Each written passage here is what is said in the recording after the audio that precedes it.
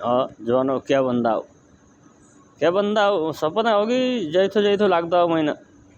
पहिला मान्छे भन्दा थिए इन्डिया जाने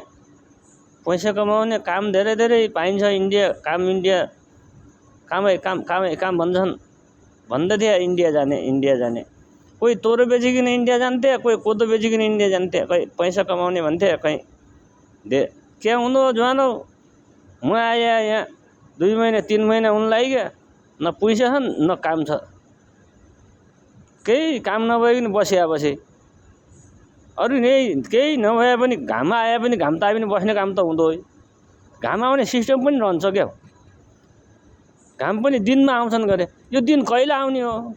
राम्रो दिनमा घाम लाग्छन् भन्छन् यो दिन कहिले आउने हो कहिले राम्रो दिन आउने हो र मैले घाम ताप्न पाउने हो है